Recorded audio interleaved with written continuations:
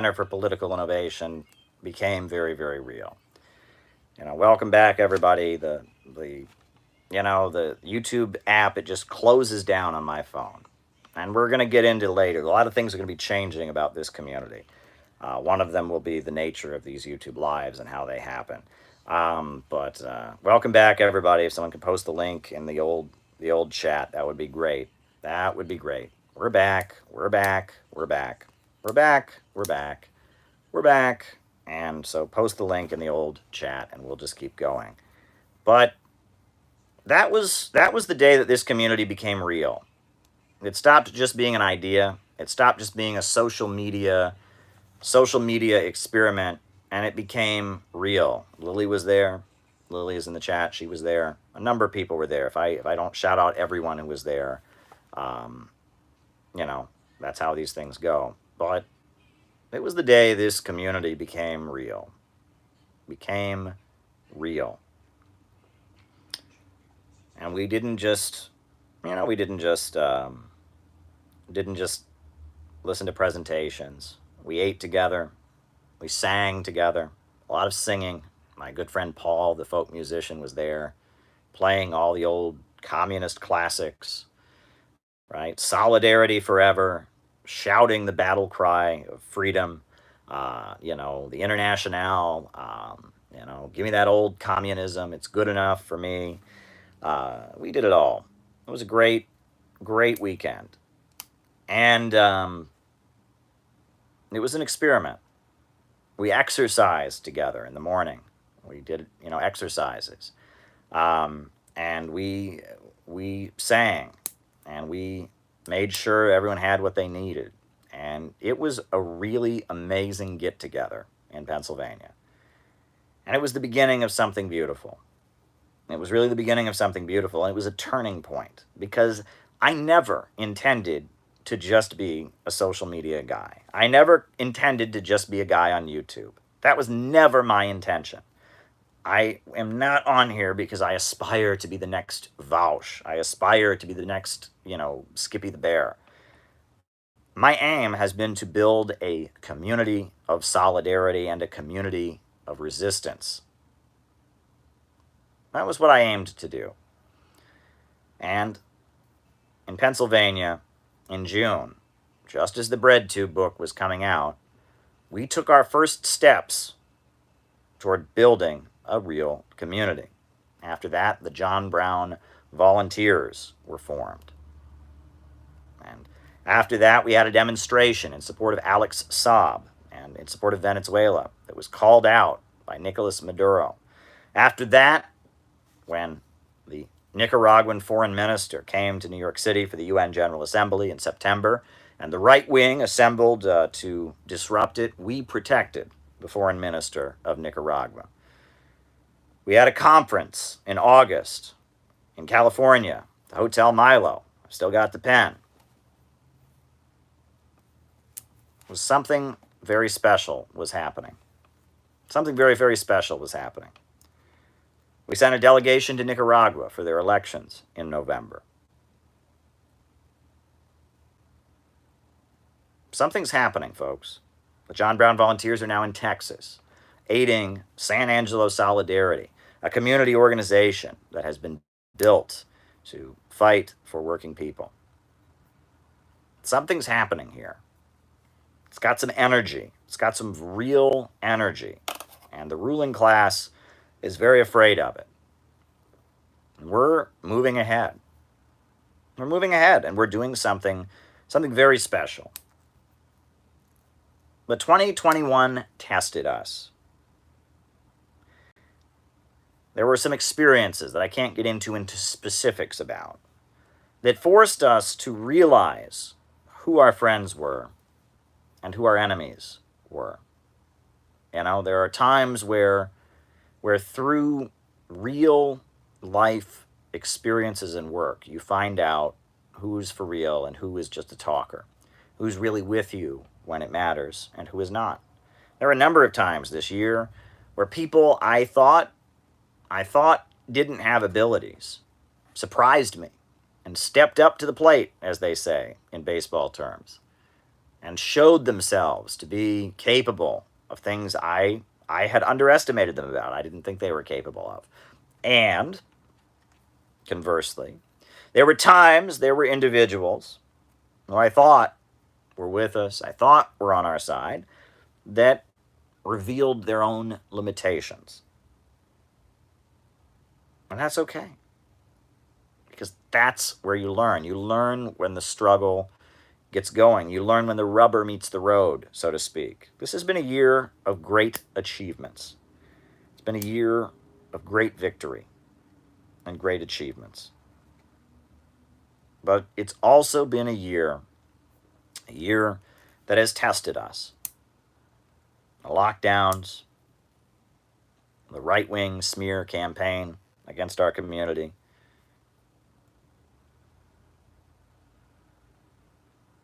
It's been a testing year, but we've come out of it stronger than ever before. We've come out of this deeply admired by many people. We've come out of this far stronger than I ever could have imagined. We now have organizing committees all across the country. There are reading groups springing up everywhere. The amount of emails, every couple hours I get another email from somebody else who wants to join the Center for Political Innovation. This is happening, folks. The Students and Youth for a New America clubs, the Bridges to Labor Project. This is happening. This is for real, right? And this YouTube channel is not just infotainment. This isn't BreadTube. We're for real. We're building something here. We are building something here. We're building something here.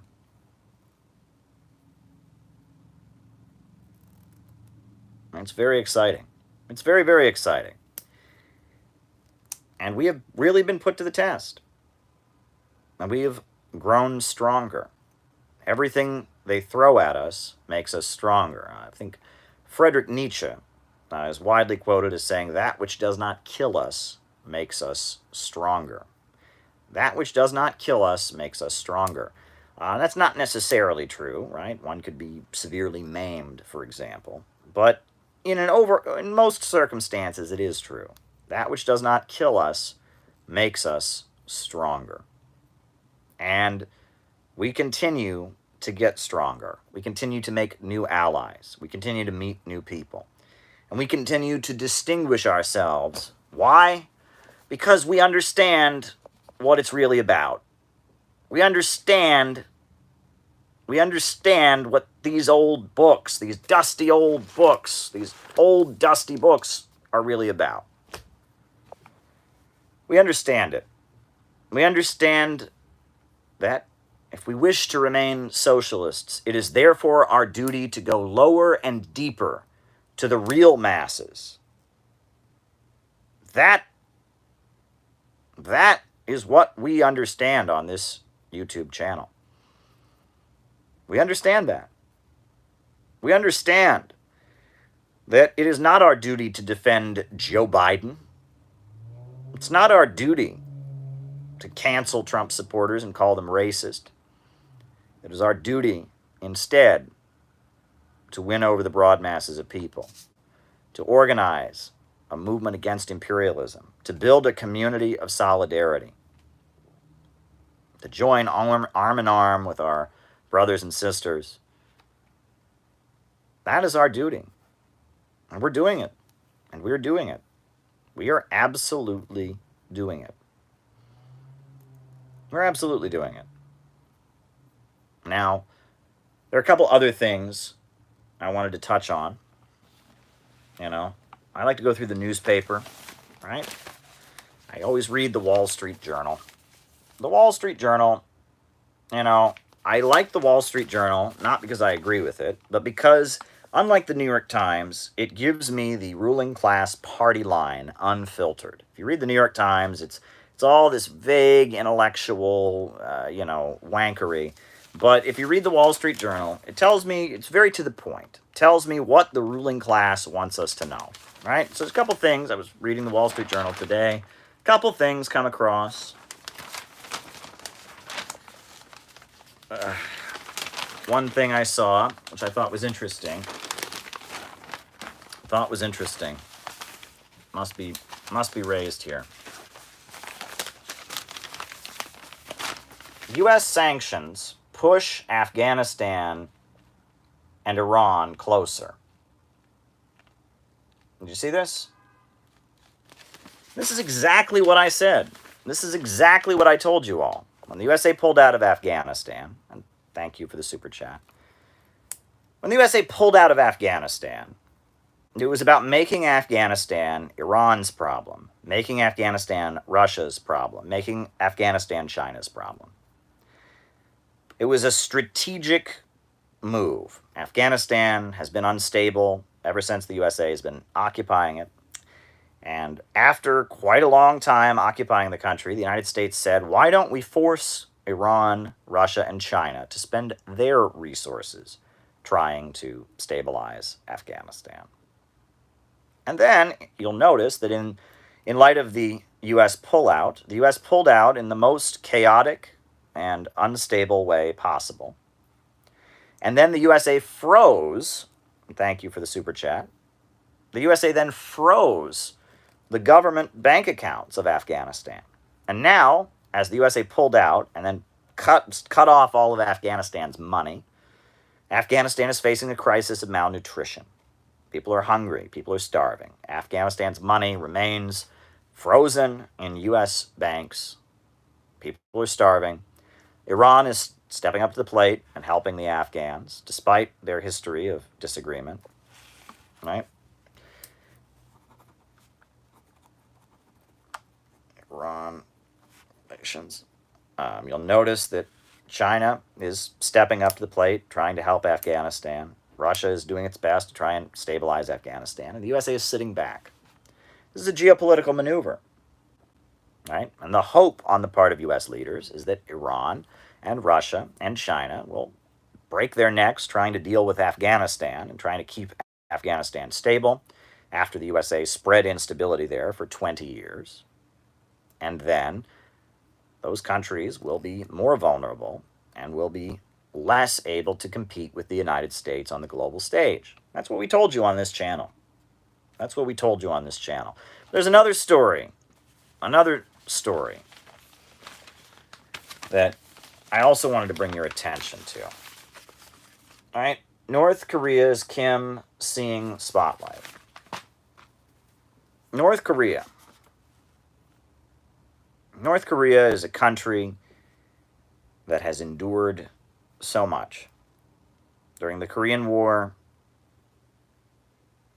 4 or 5 million people died on the Korean Peninsula. The USA bombed every building over 1 story tall. They bombed the dikes and flooded civilian areas. There were horrendous atrocities committed by the United States. But with the support of China, the Democratic People's Republic of Korea remained intact. Mao Zedong's own son died in the Korean War. Mao Anyang, the son of Mao, died on the battlefield in Korea. And North Korea remained intact. In the South, the USA propped up a series of military dictators, Park Chung-hee, Syngman Rhee, etc. And in the North, the Soviet Union helped North Korea to industrialize, electrify, and quite a bit of economic achievement happened in North Korea in the 1960s and 70s, even up into the 80s. But then, after the fall of the Soviet Union, North Korea, which is largely mountainous, has very little arable land, has a food system that depends on the importing of petroleum. They need petroleum. They need gasoline to run the tractors, to run their food system. And the USA put horrendous sanctions on North Korea, right? Had basically blocked them off the market. And North Korea could not import petroleum in the aftermath of the fall of the Soviet Union. So in the 1990s, suddenly they had big difficulties growing their own food. And this country that had great advances economically in terms of electrification and industrialization, wiping out illiteracy, building new universities, etc., suddenly was faced with a food crisis. They had a food crisis in North Korea. They called it the arduous march, when millions of Koreans were malnourished, mainly because of the United States and their criminal sanctions with the petrodollar. The petrodollar, right? Base superstructure. With the petrodollar, the United States, made it so that North Korea could not import oil to keep its food system growing, and it caused, again, lots of death of malnutrition in the 1990s. And any other government on earth would have collapsed under such a humanitarian crisis like that. When people are starving to death, generally, situations like that lead to the government being overthrown. But the North Korean government didn't fall under those circumstances. In fact, the government of North Korea arguably got stronger. It locked down. It had a policy of military first, Songun. The government of North Korea got stronger. And North Korea remains on the Korean Peninsula, an outpost of resistance to capitalism and imperialism. And they developed nuclear weapons to protect themselves from U.S. attack. And then, the USA put even more sanctions on them. But now it looks like North Korea is on the brink of eventually giving up their nuclear weapons and having kind of market reforms like Deng Xiaoping in China, having a reform and opening up, right? The anti-imperialist bloc has reemerged, and North Korea has gotten into better circumstances. They're still having a lot of hardship. The pandemic hasn't been particularly good for them, but North Korea has persevered. If you really want to hear another view of North Korea, there's a movie that was made in BBC. It was a BBC film called Crossing the Line. I don't know if anyone's ever seen it. Crossing the Line. And it's about an American soldier, Joseph Dresnok, who defected to North Korea. A guy from Indiana who was a U.S. soldier. His wife called him up on the phone and said, "I'm cheating on you, and I'm having an affair with another man, and I'm leaving you." He was so upset that he tried to commit suicide by running across the 38th parallel, running across the border. He assumed that as he ran at North Korea, they would just shoot him and that would be the end of it. He was trying to kill himself. But he just kept running, and they didn't shoot him. And when he got over there, they accepted him in North Korea, and he lived there ever since. I believe he died recently. He was older. But Joseph Dresnok lived in North Korea as the American GI, the American soldier who defected to North Korea. The American soldier who defected to North Korea. And he played the evil American in a lot of their movies that they made over there in North Korea. And he married a Korean woman. He had Korean children, half Korean children. Yeah, you should watch this BBC documentary about Joseph Dresnok. And, he seems like just an ordinary guy from Indiana. He's kind of heavy set. He smokes a cigar, and, and he's just this guy, this American who joined with North Korea.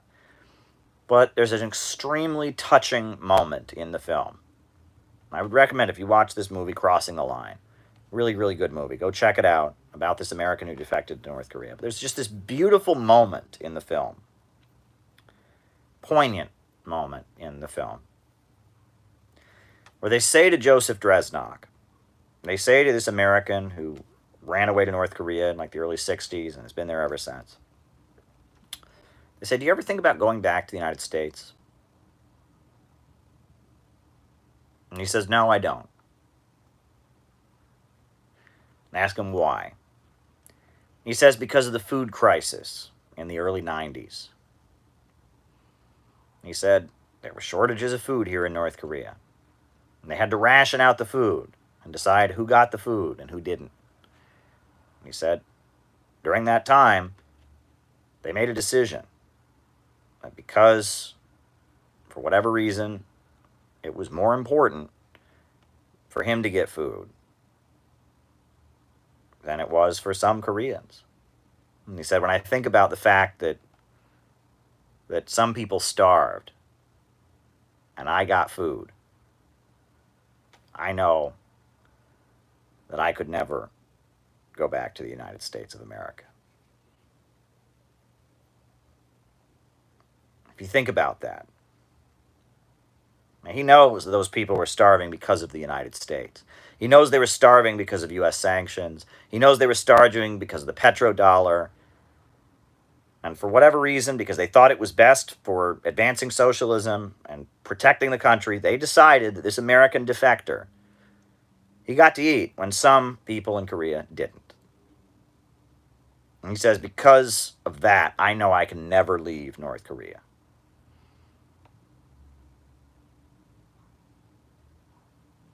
And it was a really, really powerful moment in the film.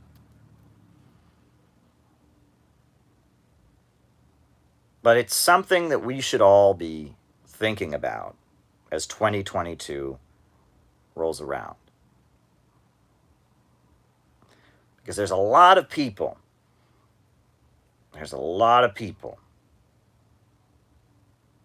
who've done things they didn't want to do, have endured horrendous persecution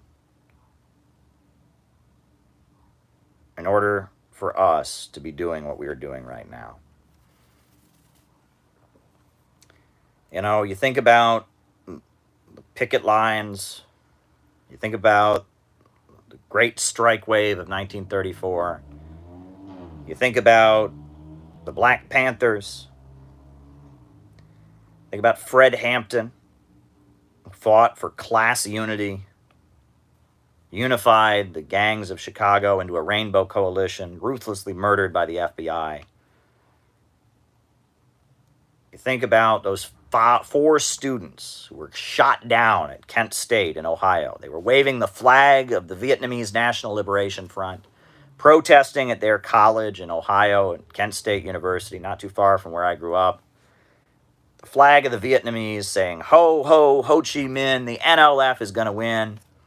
Gunned down.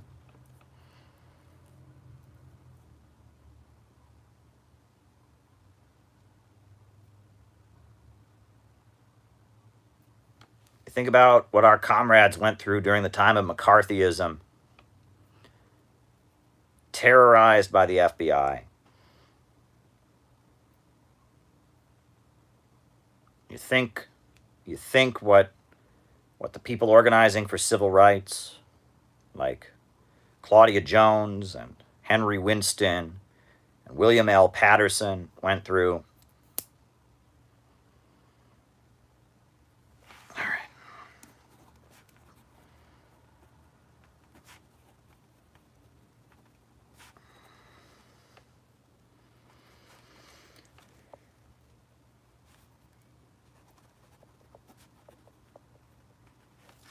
You think about all these things.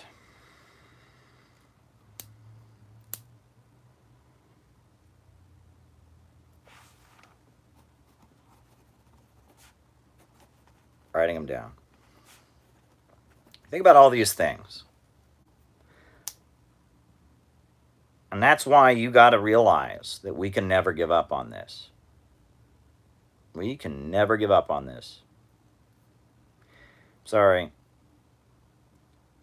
Fred Hampton did not get gunned down in his bed so that we can defend Joe Biden from Trump.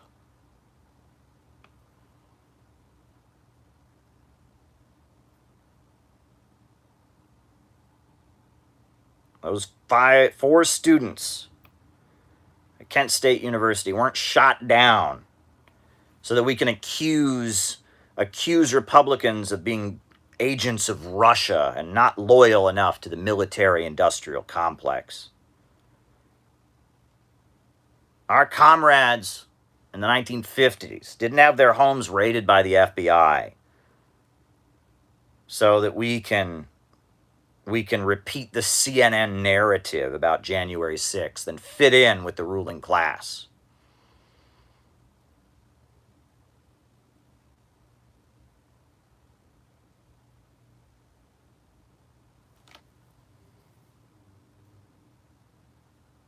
If you're in this, you be in this for real.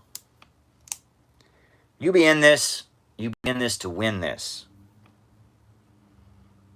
This ain't a joke. This ain't liberal politics. This ain't performance art. This isn't virtue signaling. I am in this for real. And you should be in this for real too. You should be in this for real too.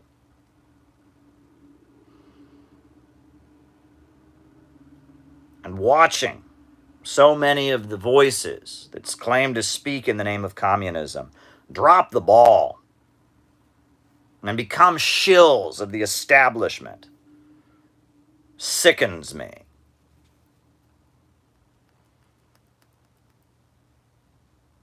We got a job to do in 2022. We got a job to do. We got stuff to get done.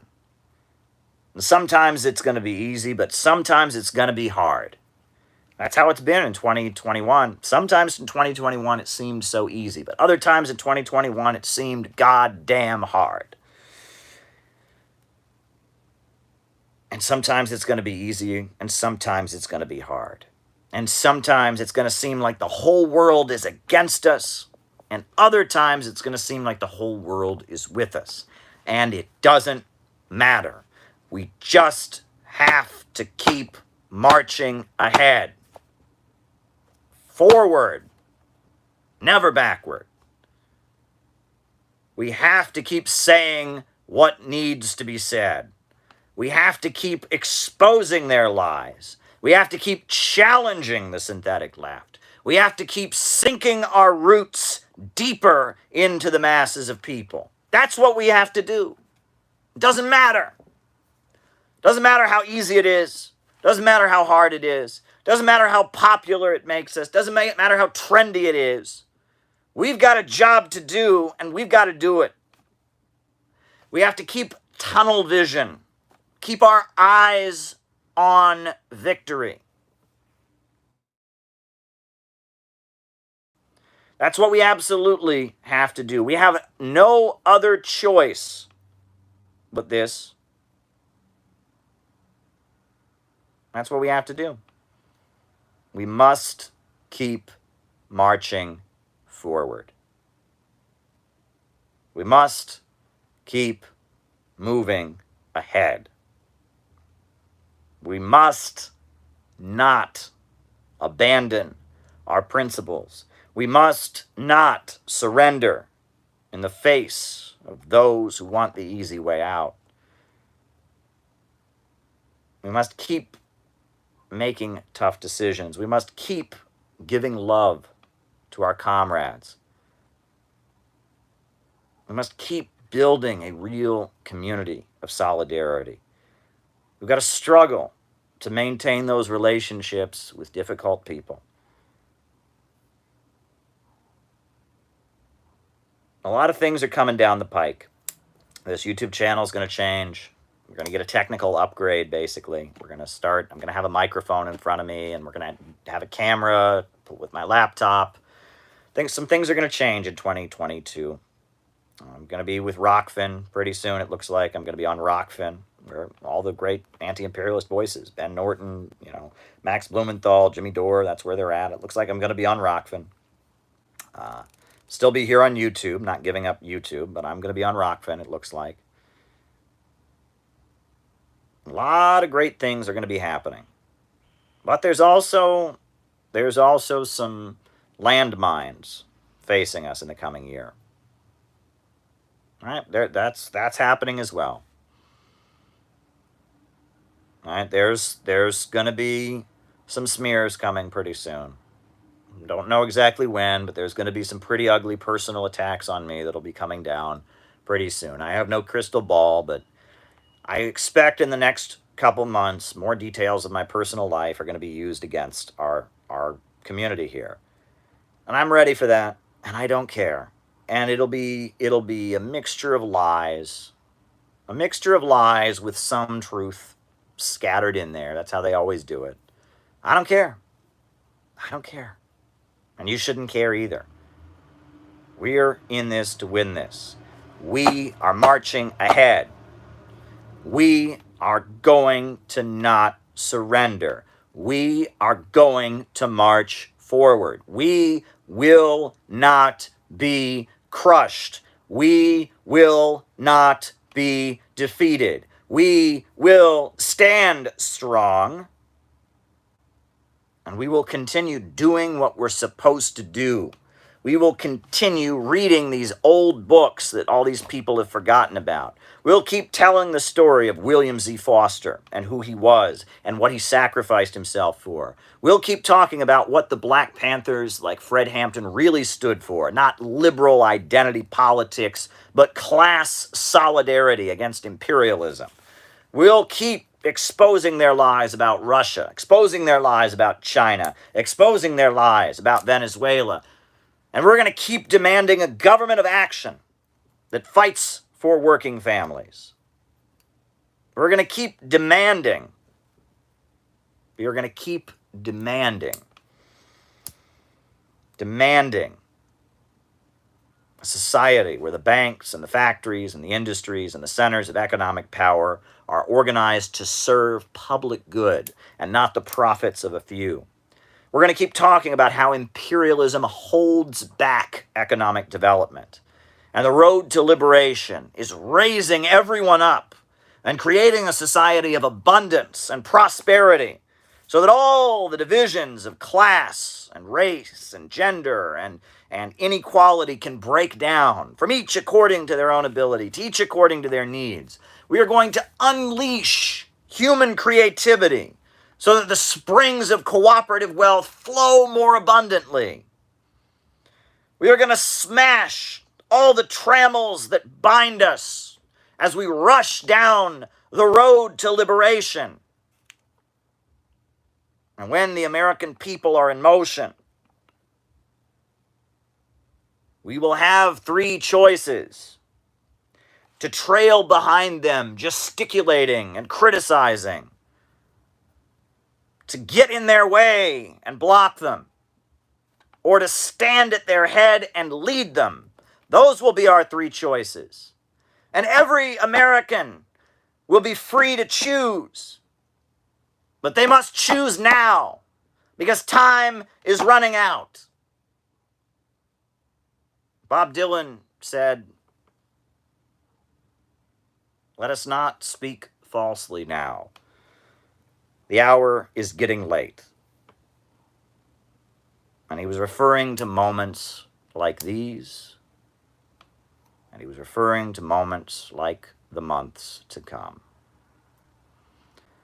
We are going to keep moving. And if you are the type of person who this society has spit on, if you are the type of person that this society has said is not welcome, if you are the type of person that America never had a place for, you're the type of person who's stuck in a life that you don't particularly love, you're the type of person who's never felt at home in this country, in this society, then you belong in our movement. And you belong in the Center for Political Innovation. You belong being part of something bigger than yourself. And we continue to be the community that you need. We continue to build the love and the connections between people that this system breaks down. And we continue to march forward, and we continue to challenge the status quo, and we continue to not play by the rules of the synthetic left. And that's what we're going to do. And we have no intention of stopping anytime soon.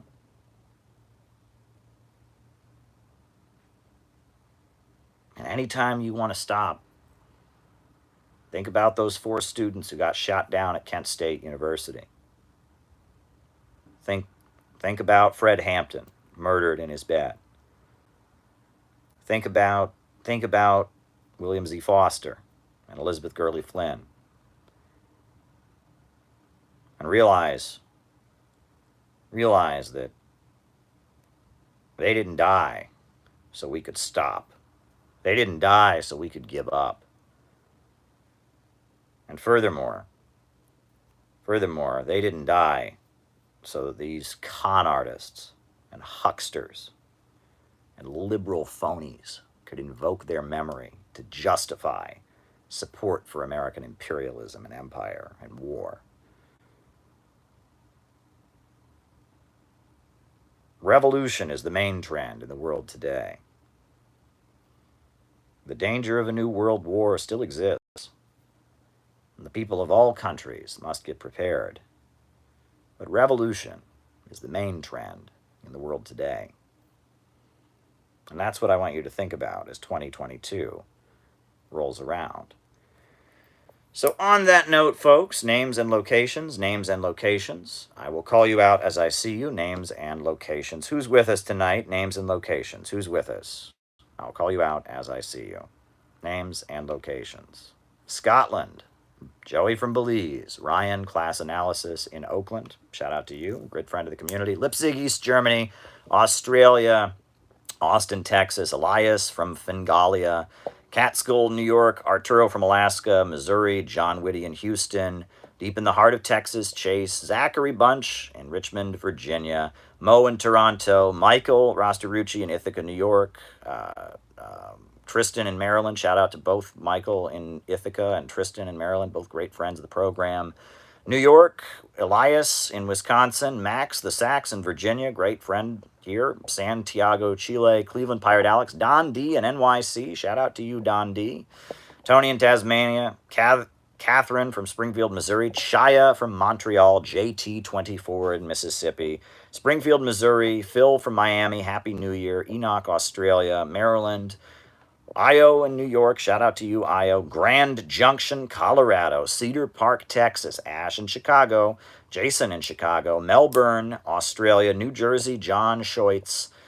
Cape Breton, Bermuda. Gabby in Chicago. Helen in Riverview, Canada. Sean in Finland. Connie in Canada. Auckland, New Zealand.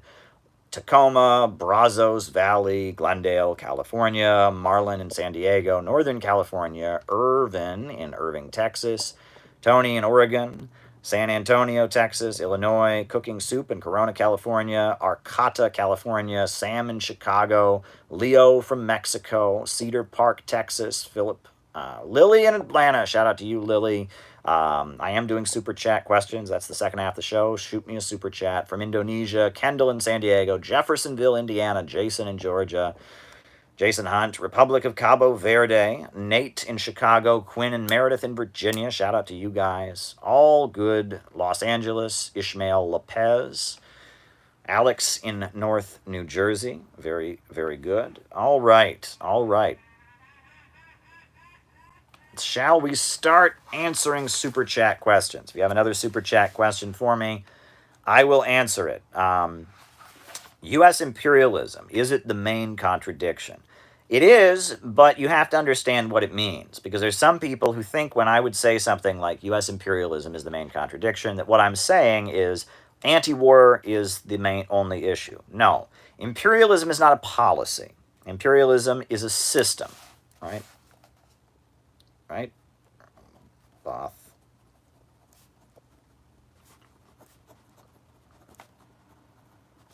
Imperialism is capitalism in its monopoly stage. When workers are on strike, they are on strike against imperialism. They're going on strike against big monopoly corporations, right? The gutting of the United States economically, the looting of the country. Thank you, Peter. That is all a struggle against imperialism. Imperialism is a global economic system. Now, wars are used to enforce imperialism. It's when a country like Nicaragua or Venezuela or Cuba or China or Russia breaks out of imperialism that they become a target. So imperialism is the main contradiction, yes, but that doesn't mean what those who would say that say. There's some people who say, well, is imperialism the main contradiction? Well, isn't the struggle, what about the struggle of black people against police brutality? The struggle of black people against police brutality is a struggle against imperialism. That police brutality is coming from the imperialist state, the same state that colonizes Africa, the same state that is keeping people in Haiti and deeply impoverished, the same state that is destroying the lives of working families families all across this country, the same state that puts sanctions on North Korea and is waging a trade war against China. So yes, the struggle against imperialism is the main contradiction, but that does not in any way negate any progressive struggle. And that's what you need to understand, right? Imperialism isn't a single issue. Imperialism is a system. Imperialism is capitalism in its monopoly stage, and it is the main contradiction. It is the main enemy. There's no question about that. All righty. What's this next one? Oh, what is it? I have no idea what I just wrote. Oh, sources to combat anarchism. Took me a minute there. Sources to combat anarchism. Well, there are a number of good critiques of anarchism that I could recommend. Proudhon, Proudhon was one of the main critics of Karl Marx. Marx wrote a whole book against Proudhon called The Poverty of Philosophy. In Lenin's book, The State and Revolution, he has big polemics against the anarchists. In fact, if you want to know about the differences between the various schools of leftist thought, I would read the history of the three internationals, right? The fight between Marx and the anarchists is described in great detail in William Z. Foster's History of the Three Internationals. Same with the critique of social democracy that's in that book. During Occupy Wall Street, I actually wrote a pamphlet about anarchism. I was approached by people in the Workers' World Party that wanted me to write a pamphlet about anarchism. So I wrote it, actually. I wrote it in coordination with another member of the party, and then they refused to let it be published. And so it actually sits as a file on my computer. But now I'm not a member of the Workers' World Party anymore. I would obviously want to change some things about that pamphlet, but maybe that could be republished. Stalin wrote a book about anarchism. He wrote Marxism versus Anarchism by Stalin. You can go read that. It starts with an explanation of what dialectical materialism is. I would say probably some of the most educational material that I've read on anarchism has been, the Kronstadt uprising, right? The Kronstadt sailors. That is a big point of anarchist anti-communist propaganda, is they maintain that the sailors of Kronstadt revolted because they just wanted freedom, and the evil Bolsheviks put them down. And actually, some of the best critique of the Kronstadt myth that I've read has been published by the Spartacist League. Workers' Vanguard. There's like a magazine they had that had a very strong critique of that myth of the Kronstadt uprising. So that would be a great place to start. But also, I would recommend reading the Soviet Union short course, History of the Communist Party of the Soviet Union short course, because they have a whole section about the anarchist opposition. The anarchist opposition in the Bolsheviks, what they call the workers' opposition, which was an anarchist grouping, and there's a long polemic in there against it. So yes, there's a lot of good material. I hope I just recommended you a good reading list, right? Anarchism or Marxism by Stalin, or Marxism or Anarchism by Stalin, History of the Three Internationals, History of the Communist Party of the Soviet Union short course, read the section about the workers' opposition, The Poverty of Philosophy by Karl Marx. Those are all great places to start. Alrighty. Is it possible to take down U.S. imperialism without bloodshed? Okay. Now, there's a problem with that question. I'll just be real with you, all right? That is not the right way to frame the question. The way that question was framed is the way our enemies want the conversation to take place. That is not how we should be talking about it. Right? Right. 13. Average. Writing it down. Worker lose property and savings. Now, that's not the way to frame the question. The question is, do we advocate violence? And the answer is no. Right? The imperialists always want to present communists as if we are bomb throwers, as if we are advocates of terrorism and violence. And this is a way to isolate us from the masses, because the masses want peace. There's violence all across America. We got school shootings. We got crime. We got all kinds of things. We got all kinds of problems. Right? Okay. Collectivism isn't socialism.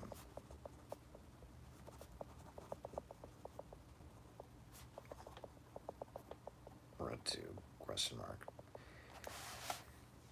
Working people don't want violence. They don't want violence in their communities. They don't want violence in their neighborhoods. They don't want violence in their homes. They don't want their relatives sent to war. And so if we go around acting like we advocate violence or advocating violence, if we do that, that feeds into isolating us from the masses.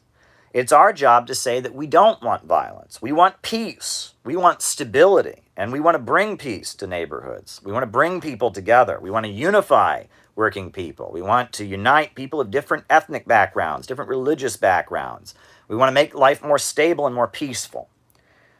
And we want people to be able to achieve socialism within the democratic process. We want a peaceful democratic transition to socialism. That's what we advocate. However, we have our doubts about whether the imperialists would allow that. And that is being honest, right? We look at the history of the Civil War, how the slaveholders took up arms against Abraham Lincoln, right? Abraham Lincoln was democratically elected, and the slaveholders were afraid they might lose their slaves, so they took up guns. And in Chile, when Salvador Allende was democratically elected, I have not read that book. When Salvador Allende was democratically elected, the imperialists, they overthrew him in a violent coup, and installed Pinochet. And that there are many, many examples, right? The whole reason the Chinese Revolution happened is because Chiang Kai-shek wouldn't allow Mao to be part of the government on the Chinese mainland. And so the Chinese, and they were forcing them to try and disarm their military, and Mao, they had no choice, but they had to have a violent revolution. And if there is a violent revolution, if a violent revolution were to happen, it would only happen because the imperialists wouldn't allow a peaceful revolution. The broad masses of people want a peaceful transition to socialism. They don't want violence. And if the imperialists really believe in democracy, they would allow the people to continue organizing peacefully. And they would allow the people to elect a socialist government, to ratify a new socialist constitution, to change the nature of the state. But we have an understanding that the imperialists are very unlikely to do that. If there is a violent revolution, it only would be a mass act of self-defense. It would be the people having no choice in the face of violent attempts to suppress their democratic, peaceful movements. It would be, at that moment, the people having no choice but to defend themselves. And it is clearly written in U.S. law that if someone's trying to kill you and your life is in danger, you have the right to fight back. That's it. That is law, right? And if there was a situation in which the imperialists were looking to prevent a democratic, peaceful transition to socialism and using violence in order to do that, and the people had to defend themselves, that might result in a violent revolution. But we don't want that. We want and advocate a peaceful, democratic transition to socialism because that's what the working people want. And you have to be very clear about that. And you can't beat around the bush. If you go around saying that you want violence, you are writing yourself into obscurity. You're becoming a crazed ultra-leftism, right? Vanguard and Mass Line. You're becoming a crazed ultra-leftist. And that's not correct, right? Solidarity in Poland. And that is not correct. And that should be opposed. And you have to be careful with that, right? So never let the imperialists corner you into making it sound like you believe in violence, or you believe in terrorism, or you want there to be violence. We don't want violence. We want a peaceful, democratic transition to socialism. And when we organize in communities, we want to make that clear. We don't advocate violence, we advocate peace. That must be made abundantly clear. And do not ever fall into the trap of letting them try and paint you as if you advocate violence. It's their system that is violent, and it's becoming increasingly more violent. The crime rate in this country is going through the roof. People are desperate. People are desperate. People are hungry. There are lockdowns of economically devastated communities. Young people are stuck with nothing to do, and so in some cases, they're turning to crime because it's something to do. No, right? No. Never let the imperialists make it look like you want violence. We want peace, and socialism will bring peace. And that's all there is to it. So don't ever frame the question that way, and don't ever. And if somebody comes around, and I'll warn you this, no matter what socialist organizing you're doing, I don't care if you're a Trotskyite, anarchist, Maoist, whatever. If somebody comes around your organization, and they repeatedly talk about violence, and they say things like, hey, shouldn't we, or hey, I have some, blank, or if they start engaging in that behavior, get the hell away from them. If someone comes into your socialist group and is like, hey, I know this violent, illegal thing we could all do, get them the hell out of your organization. That's an FBI provocateur, and if it's not an FBI provocateur, it's somebody you don't want around, somebody who could put you in a legal situation. If somebody comes into your group and says, hey, why don't we all buy guns? Get them out of your group. If someone comes into your organization and says, hey, why don't we go do this illegal, violent thing? Get them out of your organization. If they're not a cop, they should be. And even if they're not a cop, they'll put you in danger, because the ruling class would love to lock us all in jail, especially those of us who are anti-imperialist. They'd like to be able to say that we're all foreign operatives, that we're all tied to foreign governments engaging in violence or something like that. So if somebody comes around and is advocating violence, and if somebody comes around and won't let this conversation about violence go, that's another sign that there's a problem. Somebody's coming around and they just won't let the issue go. No. Now, the Black Panthers had guns. Yes, they did. But they were not ultras because they were not going around advocating violence. They engaged in armed patrols, self-defense against police brutality, and then they launched a free breakfast program. Now, there was an ultra-leftist faction in the Black Panther Party led by Eldridge Cleaver, and they broke away from the Black Panther Party. Eldridge Cleaver's faction was ultra-left and dangerous, and they ultimately engaged in left adventurism and terrorism. But Huey Newton led the Black Panthers away from Eldridge Cleaver's ultra-leftist program, right? And led them toward survival pending revolution and people's democratic survival programs, etc. That the armed patrols were about self-defense against police brutality, and they were completely legal. They followed the law to the letter. There wasn't anywhere near the level of gun control that they have now back then. I mean, at one point Huey Newton carried a firearm into the California State Capitol building. That was legal back then, and he walked in. There's a very famous clip of and they were trying to pass some gun control laws, and the Black Panthers walked into the State Capitol building with their firearms, because you could do that back then. Now, obviously, you couldn't do such a thing. But even at the time that the Black Panthers did their armed patrols, they did it 100% within the letter of the law. They carried law books with them. It was not adventurism. It was not terrorism. It was a provocative action, absolutely. But they made sure that it was completely 100% legal. They didn't break the law in the process. You can read about it. Read any of their biographies. They talk about it. They carried a tape recorder so that everything that was said would be recorded, and they recorded everything, and they carried a law book in one hand and a shotgun in the other hand. I don't advocate people doing that. We're in a different time. That was a different time. Different gun laws, number one, different circumstances, etc. But even when the Black Panthers carried guns, they didn't do it in a way that was terroristic or illegal. So yeah, and they moved away from that. That's how they started. It was a very provocative action that they began with. Huey Newton said it was more about capturing the imagination of people, showing that you could do such a thing, right? It was about showing the masses what you could possibly do. It was about inspiring people. It was theatrical. But after the Black Panthers did their armed patrols in Oakland, they moved toward engaging in community organizing and peaceful democratic programs, survival pending revolution, the free breakfast program. Now, Eldridge Cleaver engaged in his ultra-leftist terrorist campaign, fled the United States, but that was a break. That was a split from the Black Panther Party. So that was a totally different story. All right. How do you convince people who feel like outsiders in the American culture?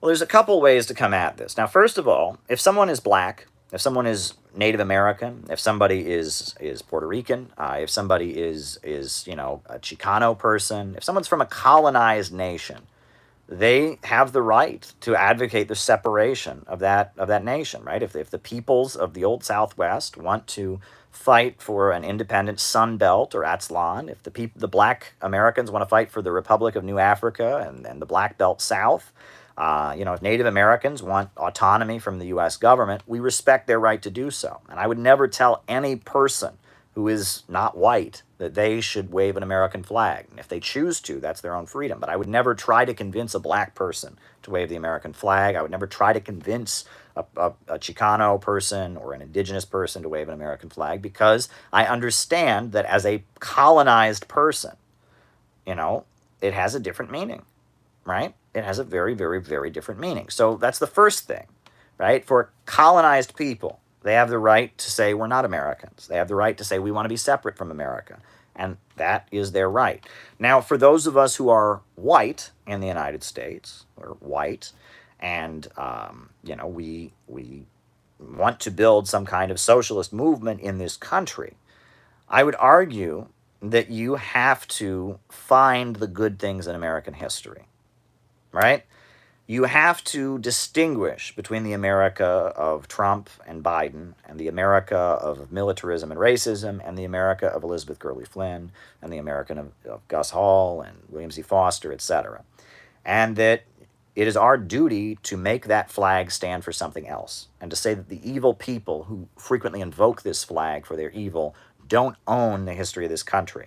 And you have to understand that waving the flag as a socialist and a communist is a way of saving American history and sticking up for John Brown, sticking up for Harriet Tubman, sticking up for Gus Hall, sticking up for Huey Newton, and saying that they are a part of the history of this country as well. And you are essentially refusing to allow the ruling class to wipe the progressive struggles out of history, which is what they're trying to do. They're trying to wipe the revolutionary working class movement out of American history. And by taking that flag and saying, I'm a socialist and a communist and I'm an American, by doing that, you're not letting them do that, right? And you are engaging in very, very important activity by saying that no, what it means to be an American isn't tied up with empire, isn't tied up with imperialism. That Eugene Debs and the labor movement and the suffragists, they're just as much part of American history as imperialism. So there you go. All right. Trump and Hillary, which one represents Bonapartism? Both.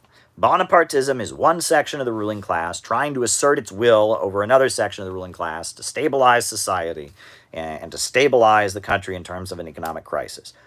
There's various Bonapartist factions in the ruling class. Hillary Clinton represented one faction that was trying to assert its will. Donald Trump represented another faction that was trying to assert its will. And that there are many other factions, right? That Bonapartism is not an ideology. It is a tendency. It's something that happens. It's a phenomenon. And we're going to see more of it, right? As the crisis thickens, there's going to be more Bonapartism. There's going to be more factions in the ruling class that are asserting their will and trying to conquer others. All right, illiberal liberalism, right? That's what fascism is. Fascism is when liberal capitalist societies collapse into illiberalism amid an economic crisis. And cancel culture is a big part of that. You know, the new right there's an element of illiberalism in what they do. You know, the suppression of Julian Assange, that's a great example of illiberal liberalism. You know, there's many examples of this, where the liberal order is increasingly doing things that inherently go against liberalism. Liberalism is supposed to be a free marketplace of ideas.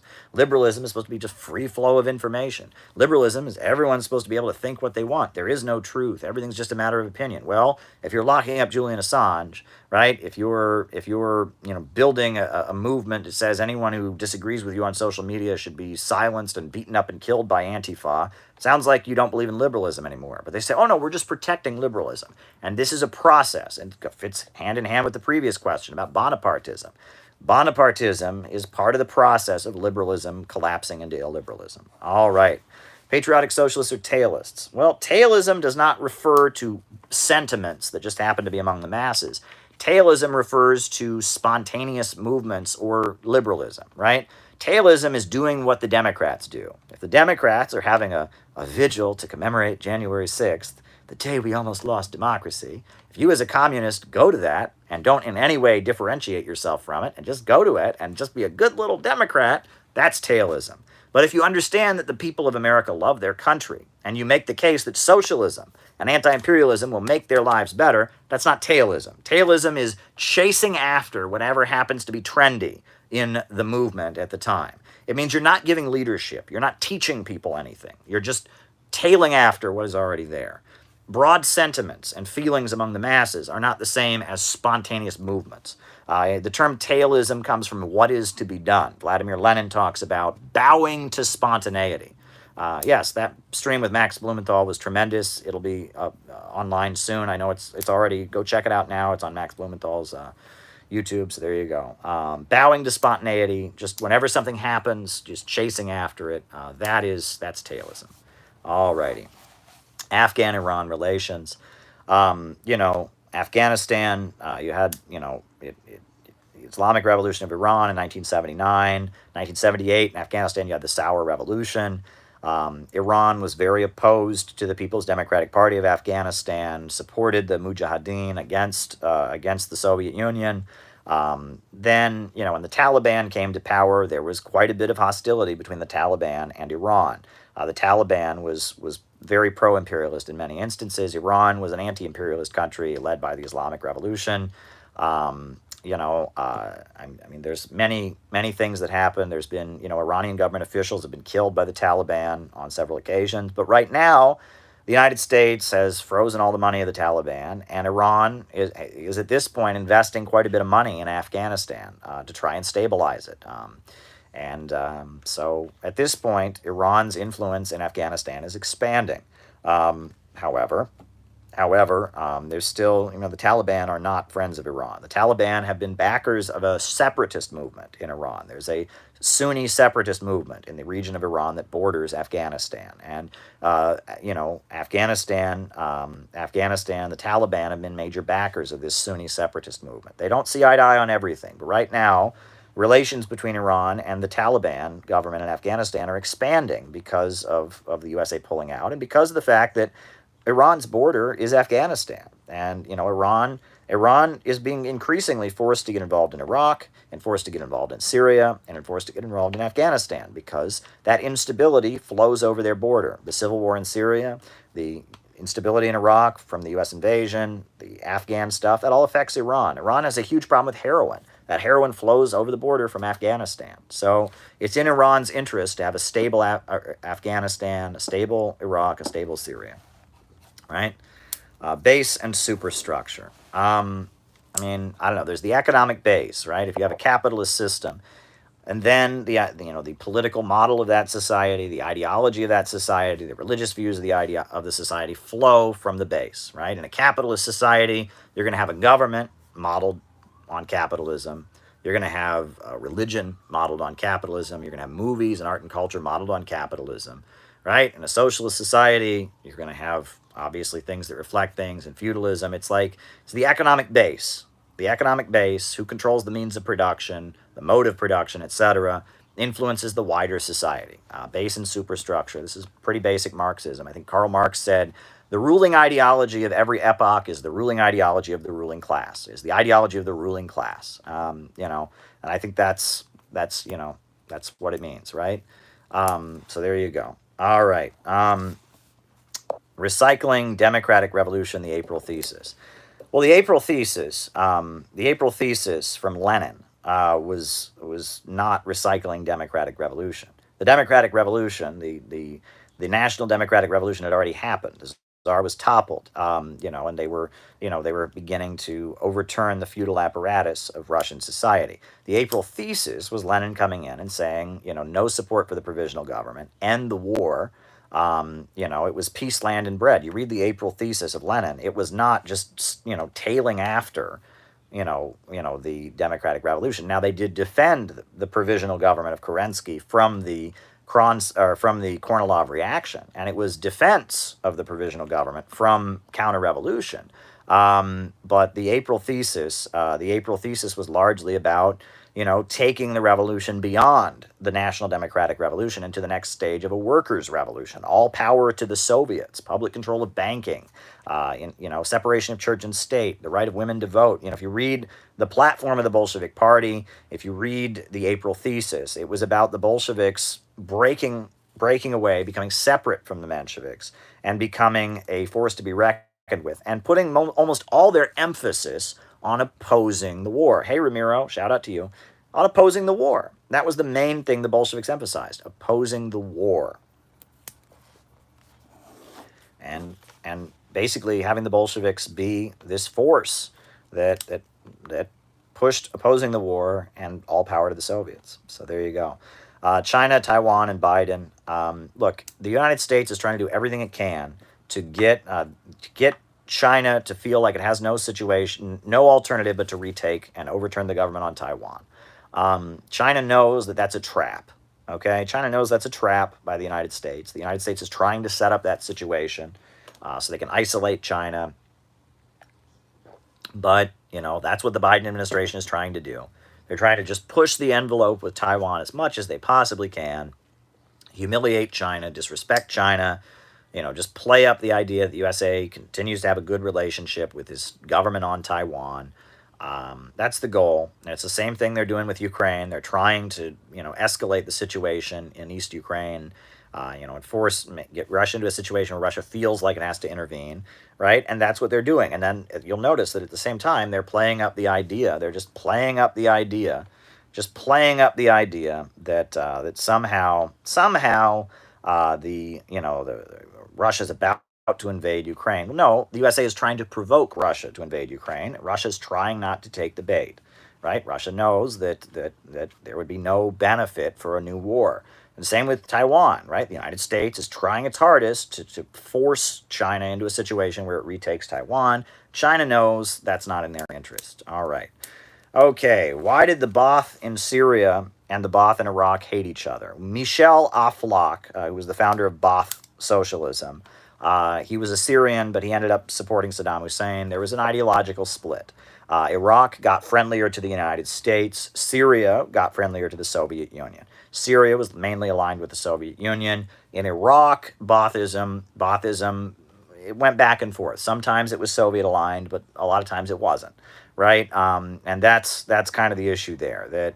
That in Syria became a full-on Soviet aligned country. Iraq went back and forth, right? Iraq sometimes was trying to present itself as more revolutionary than the Soviet Union. Sometimes it was aligning with China against the Soviet Union. Iraq went back and forth, whereas in Syria was just a full-on Soviet-aligned government. Saddam Hussein, there was a big divide in the Ba'ath Party, and the pro-Syrian faction was purged, and Saddam Hussein's faction, which in some ways was more anti-capitalist and more like socialistic and egalitarian in its messaging, was also not as anti-imperialist in some ways. Now it's complicated, but yes, I'm not an expert on Ba'athist history by any means, but yeah, and Michel Aflaq, who was Syrian and was the founder of Baathism, he ended up being a supporter of the Iraqi Baathists. It's also important to note that hatred for Iran became a big part of the Iraqi government, right? The Iraq-Iran war happened. It was horrendous. Chemical weapons were used. Almost 1 million people died. It was a horrendous war, and that it was a big essential part of the Iraqi government. They were at war with Iran. Well, Syria wants to get along with Iran, right? Syria and Iran have good relations, so that was a big factor as well. But ultimately, it was hostility toward Iran was a big part of Iraq. The Soviet Union, right? Syria was in with the Soviet Union. The Soviet Union and Iraq were back and forth. They weren't exactly completely friendly. Iraq was much more, less trusting of the Soviets, I guess. So that was another factor. Iraqi Baathism, Saddam Hussein Baathism, when Saddam Hussein's Baathism became the primary Baathism in Iraq, it was much different than Syrian Baathism. And in some ways, it seemed more revolutionary, but in other ways, it was more anti-Soviet, etc. And it was much more anti-Iran, right? The Iraqis felt that Shia Islam was their enemy. The Iraqi government felt that, the Ayatollahs of Iran were their enemies, trying to stir up Shia clerics to have a revolution against Saddam Hussein. The Syrians didn't feel that way. The Syrians never felt that way. They never felt a huge amount of hostility toward Iran. They may have had a different government. Syria, it's a secular government. In Iran, it's an Islamic government. But they never had the same level of hostility. The Iraq-Iran war was devastating. The United States at first supported Iraq, and then about halfway through the war, the United States switched and started supporting Iran. And it was horrendous. And basically, it was the USA trying to play two anti-imperialist forces against each other. The Iraqi Baathists were anti-imperialists and socialists. The Iranians were, they don't call themselves socialists. It's not capitalist, but Islam. Not capitalism, but Islam. It's war of poverty against wealth, the Islamic Republic, but they're anti-imperialists through and through. And the two of them were both, forces that emerged in the Middle East to oppose imperialism. And the USA didn't like either of them, but in order to strengthen itself and to weaken both, it played them against each other.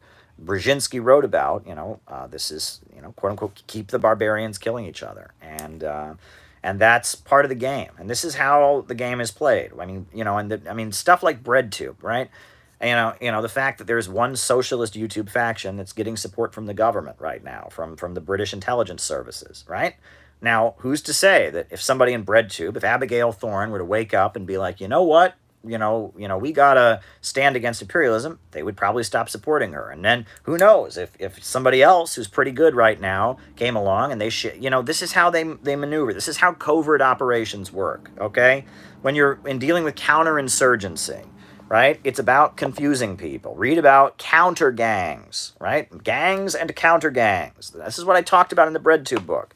This is how they manipulate anti-imperialist movements, is that they maneuver and they manipulate people. They got China and the Soviet Union to have a falling out, right? They got the communists in Angola to kill each other, right? Read about the Kampuchea War and Pol Pot, and this is how the game is played, right? The imperialists love to try and manipulate anti-imperialists, right?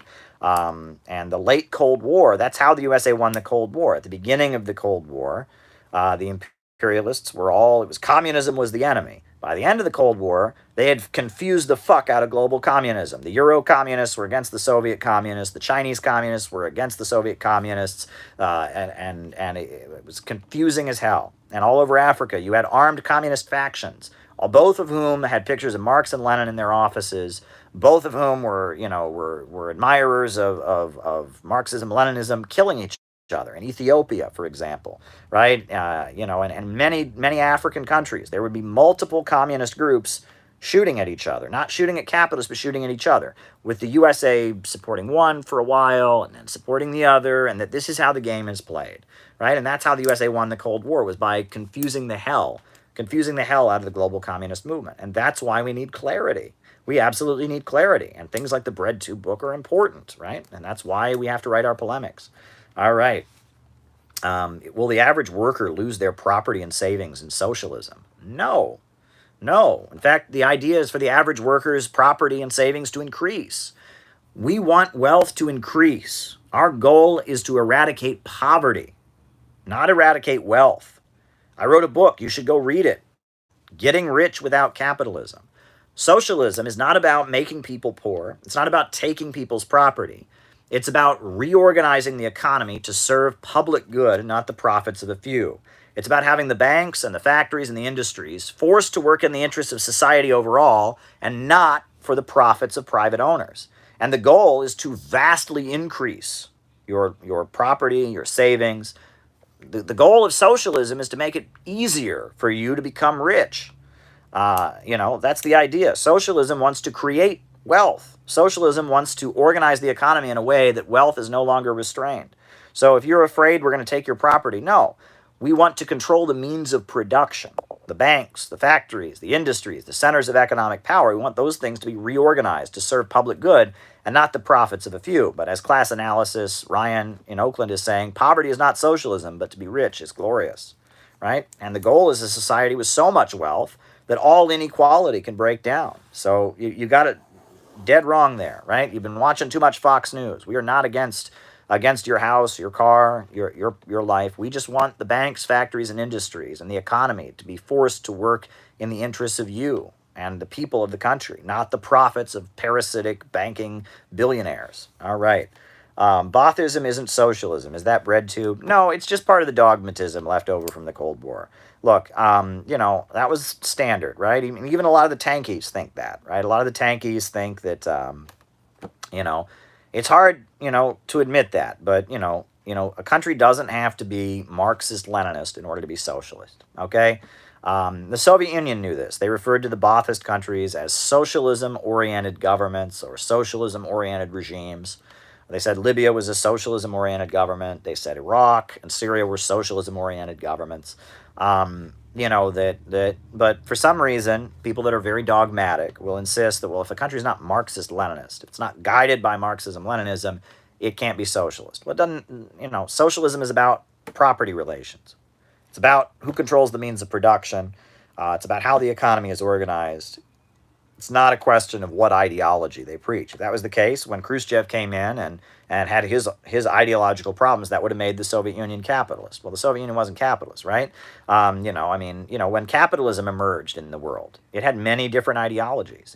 In France, when capitalism first emerged, it had an atheist state, right? And they converted the churches to temples of reason. They abolished God. The French Revolution did. But then, when Napoleon came in after the Thermidor, Napoleon came in and it became a Catholic country. The Catholic Church, the main institution propping up feudalism, became the ruling ideology. In England, the way the capitalist revolution was largely pushed ahead was with Oliver Cromwell, right? There was largely feudalism in the countryside, capitalism in the cities. So they had the English Civil War. And out of the English Civil War, you got Oliver Cromwell, the Puritan, who became the dictator, and it became a Protestant religious dictatorship, right? He was the Lord and Protector, Oliver Cromwell, who, beat back the feudal landlords, outlawed the Catholic Church, etc. But Oliver Cromwell and Napoleon and the Jacobins, they all represented the same class, the same kind of property relations. Capitalism, private property, that's what they all stood for. The ideology of Oliver Cromwell was Puritan Protestantism. The ideology of the Jacobins was scientific atheism, and in some cases like weird nature pantheism stuff, right? And the ideology of Napoleon was Catholicism, except he didn't really accept Catholicism. He was a Freemason, and he dissed the church, and it doesn't matter, right? Ideas don't determine reality. Reality determines ideas. A socialist society will give birth to more socialist ideas eventually. But at the same time, socialism and socialist property relations will come into the world with different ideas attached to them. And in Iraq, socialism emerged as Baathism, right? In Latin America, socialism is emerging as Bolivarianism. In China, it emerged with Mao Zedong thought, and now with Deng Xiaoping theory and socialism with Chinese characteristics, right? Socialism is going to be different everywhere, and it's going to come with its own ideological baggage. And some of the ideology, and I'll say this too, some of the ideology that socialism comes into the world with will be left over from the old system. When Cuba had their socialist revolution, they were very homophobic. Did you know that? Cuba was very homophobic in the 1960s and the 70s. But then, in the 1990s, they changed. And now Cuba has a very inclusive educational system. They're very kind to LGBT couples. They have free transsexual surgery for anyone in the country who wants it. Cuba has done a complete flip on the LGBT question. And that's because the base and the superstructure have caught up. The homophobia of the Cuban Revolution, when it first happened, was a holdover from the old system. But as Cuba developed into a prosperous socialist society, respect for LGBT people and their rights flourished, right? And that's base and superstructure. And at the end of the day, the economic base eventually changes the superstructure. The superstructure, the ideas people have in their heads, doesn't change the economic base, right? So there you go. All right. Vanguard versus mass line. Well, a vanguard party, a party of new type, is a group of people who give the whole of their lives to the revolutionary movement. Lenin lays the case for this in his book, What Is to Be Done? The mass line is the vanguard party finding out what the masses want and giving it to them, right? From the masses to the masses. The revolutionaries are the fish, and the masses are the water. And it is the job of the revolutionary movement to go, the vanguard, to go find out what the masses want, and then find a way to give it to them in only the way that communism can give it to them, right? Turn what they want into a struggle against the system, right? And this is the mass line that Mao talks about in the Little Red Book, and this is the way communist parties organize. They're supposed to be a group of people who are giving the whole of their lives to the movement, but embed themselves with the masses, find out what the masses want, and then determine a way to give it to them in a way that will put them in confrontation with the system. Right? Our program is the Center for Political Innovation. The 4-point plan is very much a mass line, right? We want mass infrastructure reconstruction in the United States, public ownership of oil and natural gas and natural resources, public control of banking, and an economic bill of rights, that is a mass line. That's not communism, but it's something the masses want, and we're giving, they want infrastructure, they want the economy to get better, they want healthcare and jobs, so we find a way to give it to them. Right? Falling rate of profit. We find a way to give it to them in a way that only socialism can give it to them. That's the mass line. So there you go. All right. Solidarność in Poland. It was a Roman Catholic trade union of dock workers in Poland. It was led by this crazy anti-Semitic guy who it was backed by the Catholic Church and the CIA and American intelligence and all the Trotskyites and the synthetic leftists. With the exceptions of a few good ones who understood it was counter-revolutionary. It was a group of dock workers who were anti-communist, backed by the Catholic Church, backed by synthetic leftists and the CIA. I believe Jay Lovestone, the sellout, the American exceptionalist, he was key in helping set it up for the CIA. Jay Lovestone, who betrayed the Communist Party and became this, the American exceptionalist, he was involved with it. And it was a movement in Poland against the communist government. That millions or I guess thousands of the dock workers who were involved in it lost their jobs. The counter-revolution in Poland in the 90s, it devastated the very communities that had been the biggest supporters of Solidarność. That shows, what it ultimately led to. And yeah, a lot of the leaders of Solidarność were anti-Semitic, anti-Russian bigotry, the idea that the Russians are the enemies of the Poles, that, Poland is very divided. Some people in Poland think Russia is a great friend to Poland, and some people in Poland think that Russia is their dirty enemy. Brzezinski and American intelligence have long tried to cultivate, the hardline Polish nationalist elements that think Russia is the enemy. So there you go. All right. Why does the rate of profit fall? Well, the rate of profit falls because the role of the worker in production is always being reduced by technology.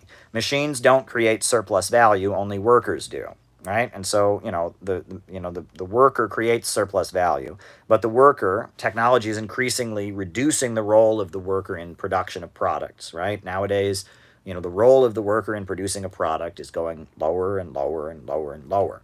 As a result of that, because the capitalist can only make profit, surplus value is the basis of profit, because the capitalist the capitalist can only derive surplus value and profit from labor. Because of that, the rate of profit is always decreasing. And that's the tendency of the falling rate of profit. And it's one of Marx's very important discoveries, and it leads to the problem of overproduction. Right? There's a number of Marxist concepts in the Saxton lectures that I gave. You can watch the Saxton lectures. In the first one, I talk about the tendency of the falling rate of profit. All right, folks, Happy New Year. It's always a pleasure to engage with all of you. It's been an interesting stream tonight. A new upsurge in the struggle against U.S. imperialism is now emerging throughout the world. Ever since World War II, U.S. imperialism and its followers have been continuously launching wars of aggression. The people of various countries have been continuously waging revolutionary wars to defeat their aggression. While the danger of a new world war still exists and the people of all countries must get prepared, revolution is the main trend in the world today. While the danger of a new world war still exists, the people of all countries must get prepared. Revolution is the main trend in the world today. We need a government of action to fight for working families. We need a government of action to fight for working families. We need a government of action to fight for working families. Out of the movement to the masses. Out of the movement to the masses. Out of the movement to the masses. Out of the movement to the masses. Dare to struggle. Dare to win. Dare to struggle, dare to win. We need a government of action to fight for working families. We need a government of action that will fight for working families. We need a government of action that will fight for working families. We need a government of action that will fight for working families. Dare to struggle, dare to win. Revolution is the main trend in the world.